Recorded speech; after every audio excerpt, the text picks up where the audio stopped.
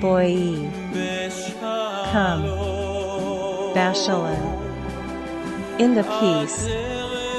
Atele. Putting crown on. Byler. Her husband. Boi Kailar. Come bride. This is a beautiful Hebrew wedding song, as if the angels in heaven are calling for the bride who has been waiting for 6,000 years to stand up bravely and put on the crown of glory for the coming King of Heaven. 大家好，欢迎来到以诺谈天节目。今天我们讲亚伯拉罕的故事第18部分，总结亚伯拉罕一生。骆驼背上跑一生，迦南美地暂寄居。上帝应许100岁得，还给上帝才真得。一生跟随无二话，不管是否能明白。若是明白，再去做方舟休想待一天。前面我们说了，上帝在创造天地之先就呼唤亚伯兰2次，伯兰，伯兰。伯兰出生见天象，宁录王要杀他，结果仆人的儿子代替了亚伯兰，神救了他。亚伯兰苦寻上帝，宁录建塔办天庭。亚伯兰披神像，宁录把亚伯兰与哥哥哈兰投入火炉，最终亚伯兰3日3夜毫发未损，哈兰死在火炉中。宁录再次要杀亚伯兰，最终他们全家逃离，神第一次呼召亚伯兰进迦南地。神第二次呼召亚伯兰进迦南地，遇见荒年，撒来险遭不测。罗德与亚伯兰分开，差点被掳去，亚伯兰带318家丁救罗德。神与亚伯兰立约，祝福四方，撒来等不及，下甲先得子。99岁亚伯兰割礼改名，准备迎接以撒的到来。在准备牛犊的过程中，发现了那埋葬亚当夏娃的洞。上帝灭所多玛地区多城，亚伯拉罕为一人罗的祷告。撒拉生效学齿，赶走以使玛丽解1000年之仇。现以撒成就正果，撒拉中记命 Hello everyone, welcome to Enoch Talk Show.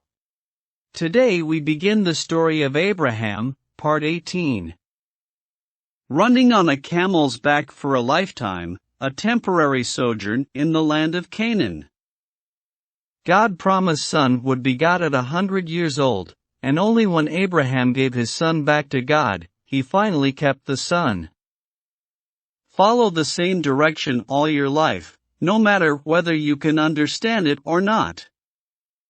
If you did it after understanding it, you will not be able to stay in the Doomsday Ark for a day.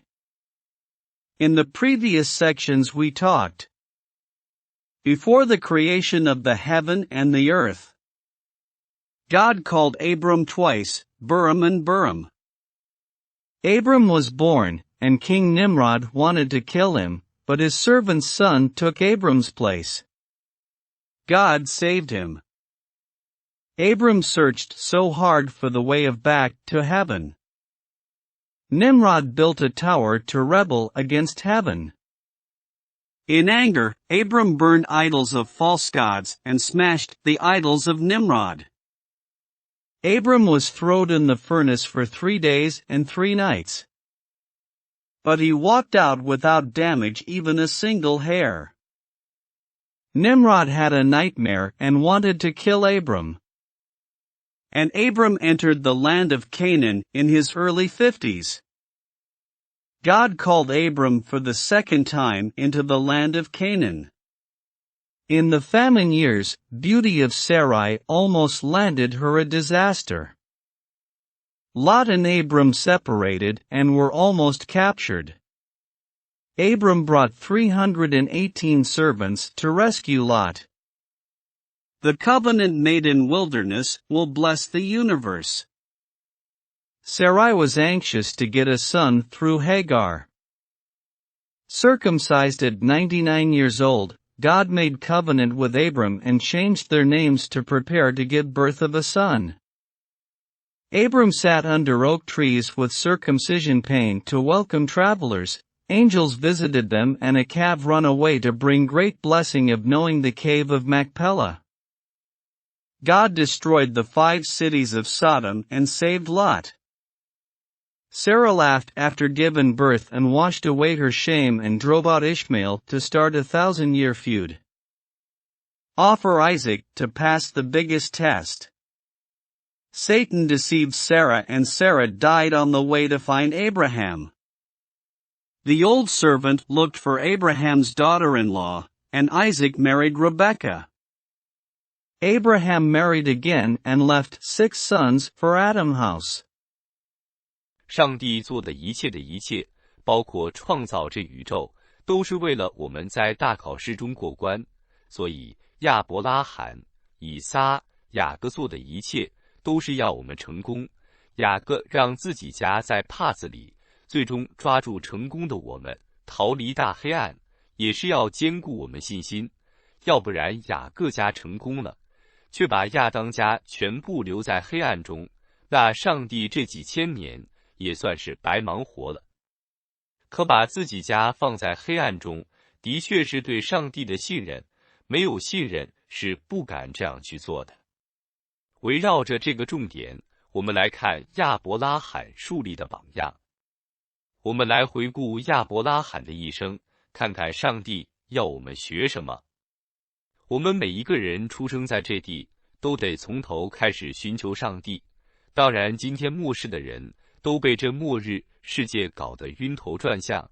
虽然过去几千年，我们每一个人的表现让上帝值得保存我们来末世参加大考，可面对这乱象世界，你还能保存那份纯正吗？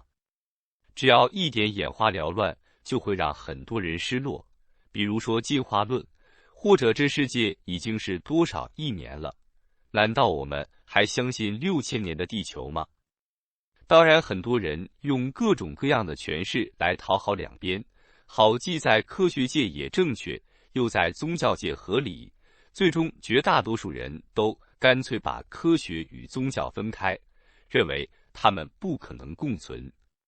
所以从一开始起，你愿意保存孩童那样的纯正吗？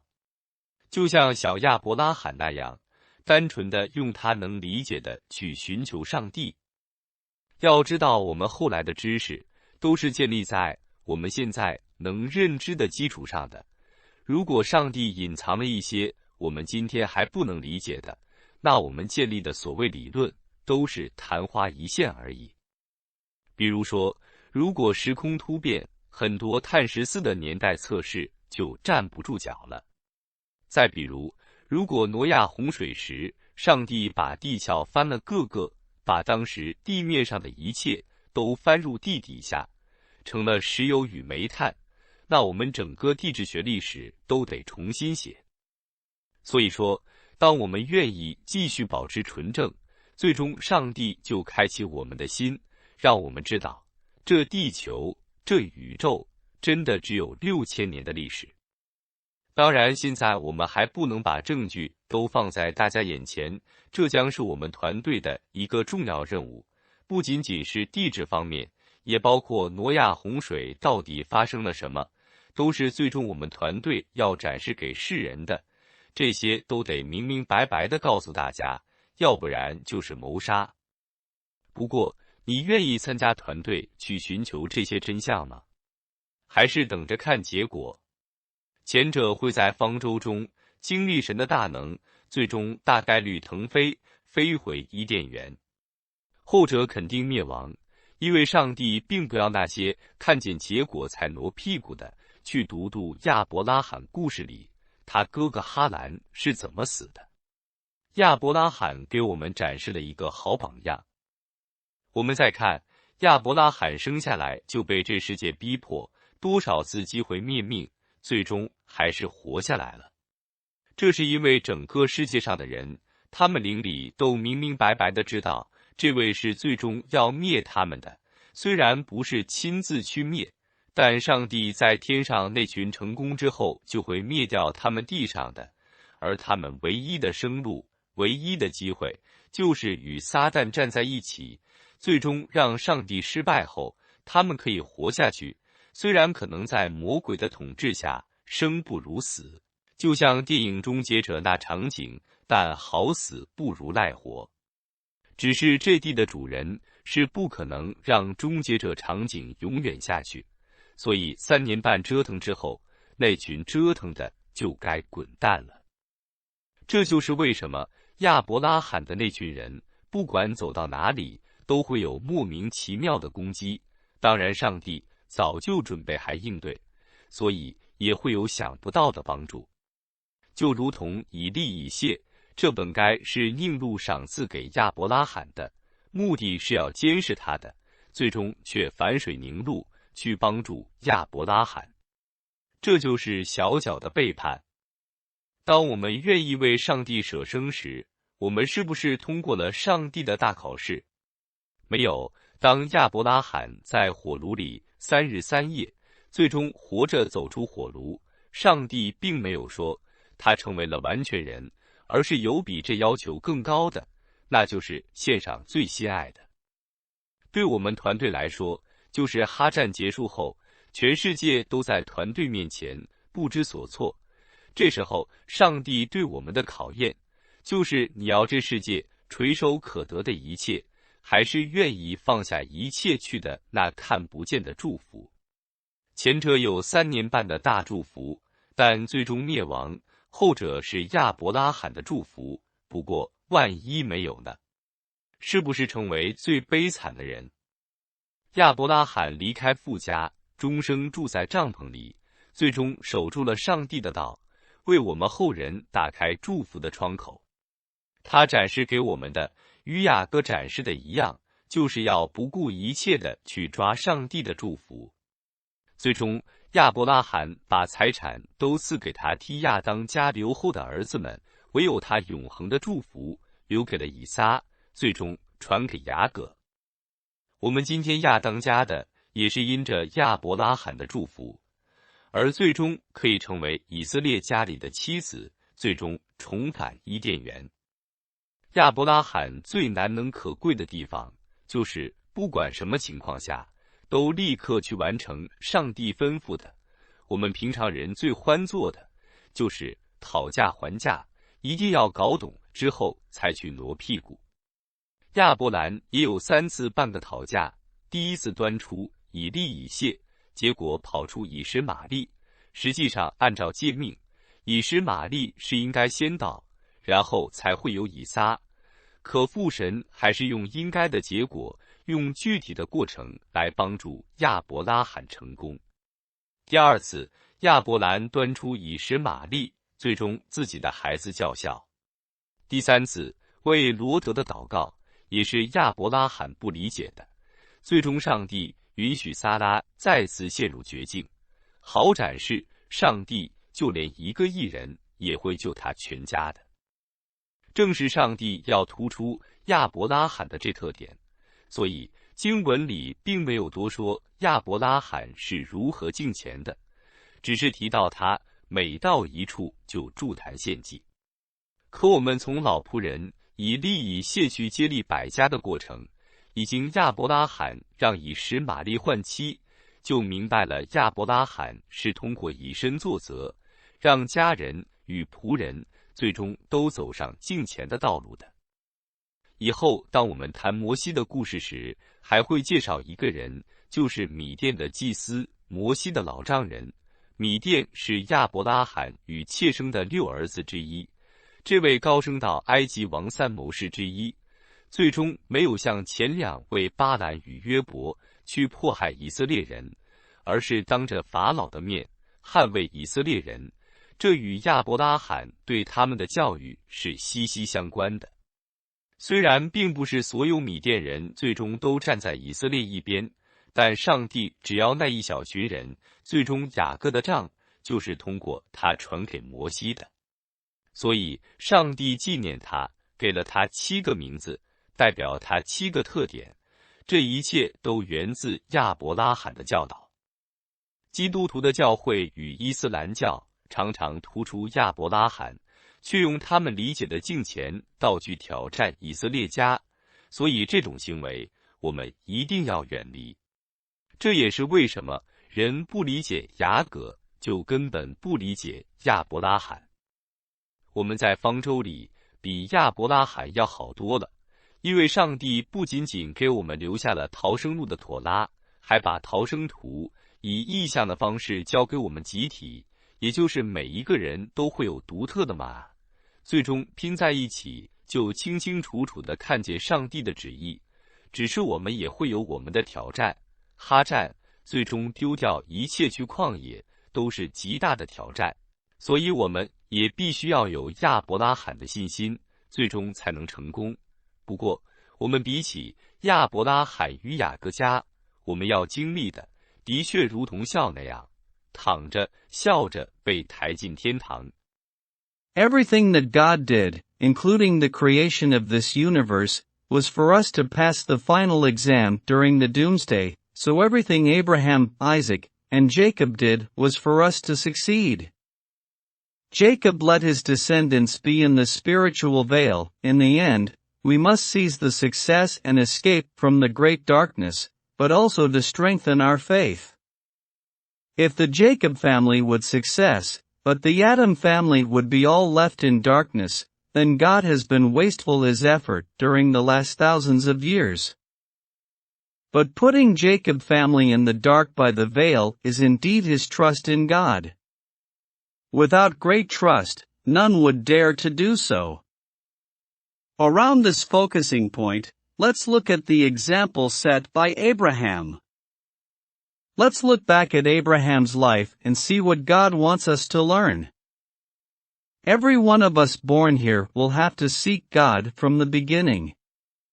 Of course, the people of the last generation have been totally confused by this doomsday world. Although our performance in the past few thousand years made God found us worth saving and allow us to come and take part in the final test in the doomsdays. But when we are facing of this chaotic world, can we still preserve our purity to believe in God? Just a little dazzling in our eyes will make many of us lost in the journey to search for God. For example, the theory of evolution, or how many millions of years lifespan of the world is. Do we still believe in the earth was created 6,000 years ago? Of course, many people use various interpretations to please both sides, so that their interpretations are both correct in the scientific world and reasonable in the religious world. In the end, most people simply separate science and religion, thinking that they cannot coexist. So, from the beginning, are you willing to preserve the purity of a child as we believe in God? Just like little Abraham, simply seek God with what he could understand. We must know that our later knowledge is based on what we can know now. If God hides some things that we cannot understand today, then the so-called modern theories that human being has established are all only short-lived. For example, many carbon-14 dating tests would be untenable if spacetime was abruptly changed. For another example, if God turned the Earth's crust over during Noah's flood, turning everything that was on the ground at that time into the ground afterwards and turned its topside into oil and coal deep underground, then our entire geological history would have to be rewritten. Therefore, when we are willing to continue to be pure, God will finally open our hearts and let us know that this earth and this universe really only have a history of 6,000 years. Of course, we can't put all the evidence in front of everyone's eyes yet. This will be an important task for our team, not only in terms of geology, but also what happened to Noah's flood, which our team will ultimately show to the world many evidences. All of this has to be told to the whole world in plain language. If not do so, heaven will be viewed as murder for those lost people. However, are you willing to join the team to seek these truths? Or wait to see the results? The former will experience the power of God in the Doomsday Ark, and finally take off with a high probability and fly back to the Garden of Eden. The latter will surely perish, because God doesn't want those who move their asses after seeing the result. You can read the story of Abraham about how his brother Haran died. Abraham gave us a good example. Let's see again. Abraham was persecuted by the world since born in this world, and he survived many murder attempts. This is because people in the whole world knew clearly in their spirit that Abraham is the one who will destroy and replace them in the end of doomsday. Although they will not destroy the world themselves personally, God will destroy the earth after the success of this group from heaven. The only way to live and the only chance to avoid this is to stand with Satan and finally let God fail, so these earthly people can live. Although maybe putting under the rule of the devil, they will live at a condition much worse than death itself, just like the scene in the movie Terminator. But to most of them, died in good is worse than living in bad. It's just that the owner of this earth can't let the Terminator scene go on forever on the earth, so after 3.5 years of tossing and tearing, the tossing group should be casted out the world. That's why, no matter where Abraham's descendants went, there would be inexplicable attacks to them. Of course, God had already prepared and responded, so there would be unexpected helping hand as well. Just like Eliezer, this was supposed to be given to Abraham by Nimrod in order to keep an eye on him, but in the end he turned against Nimrod and went to help Abraham. This is exactly the betrayal of Little Horn. When we are willing to lay down our lives for God, do we pass God's great test? No. When Abraham stayed in the furnace for 3 days and 3 nights, and finally walked out of the furnace alive, God did not say that he passed the test and became a perfect man, but that there was a higher requirement than this, and that was to offer the most beloved. For our team, after the end of the Armageddon War, the whole world will be laid in front of the team for us to grab. At this time, God will test us to see whether you want to keep everything in the world at your fingertips, or you are willing to let go of everything and go for the invisible bless. The former will have a great blessing of 3.5 years, but will eventually perish, and the latter will be given Abraham's blessing. But what if it doesn't happen? Do we become the most miserable ones? Abraham left his father's house and lived in a tent all his life, finally keeping the word of God. These actions opened a window of blessing for his descendants. What he showed us these, also Jacob did the same, was to grab God's blessing no matter what happens.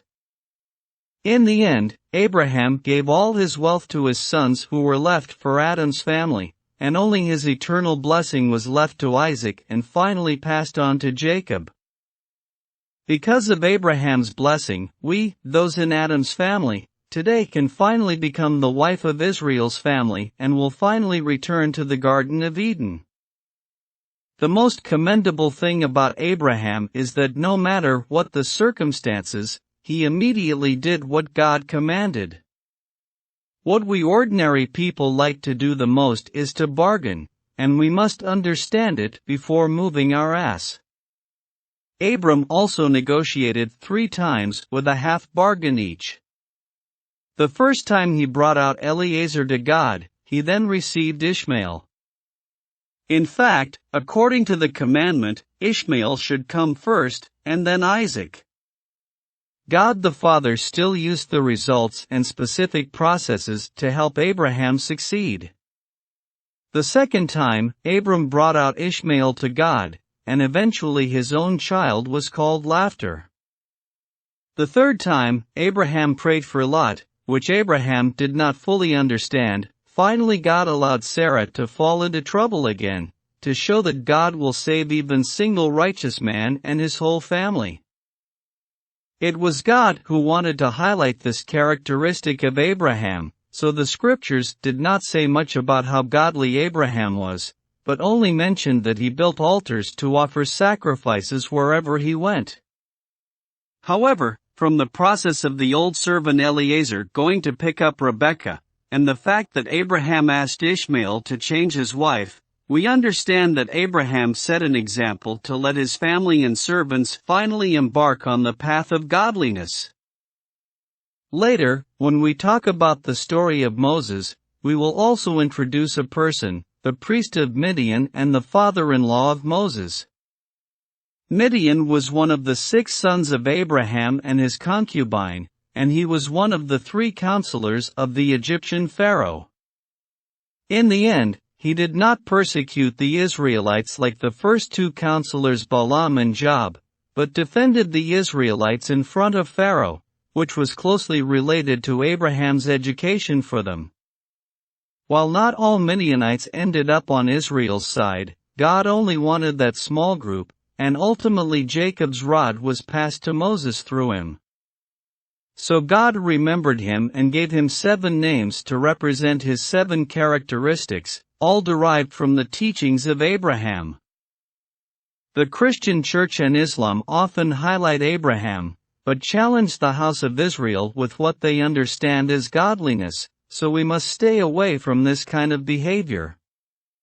This is why, if people do not understand Jacob, they do not understand Abraham at all. We are much better than Abraham in the ark, because God not only left us the Torah of the escape route, but also gave the escape map to us collectively in the form of vision, that is, each person will have a unique manna. When put together in the end, we can clearly see God's will, but we will also have our challenges. Fighting the Armageddon war and finally giving everything up, and going to the wilderness are great challenges, so we must also have Abraham's faith to ensure ultimately succeed. However, compared to the family of Abraham and Jacob, what we have to experience is indeed like laughter Isaac, lying down, laughing, and being carried into heaven. 我们的下一个系列就是第3个系列，以撒的故事。虽然不如前2个那么长，但我们才是真正的以撒，因为最终我们笑着回到了伊甸园。谢谢大家收听以诺谈天节目，希望大家顺着思绪听，我们下回见。Our next series, which is the 3rd series, the story of Isaac, is not as long as the first 2, but we are the real Isaac, because we end up laughing and returning to the Garden of Eden. Thank you for listening to the EnochTH show. I hope you will listen to it in order, and see you next time.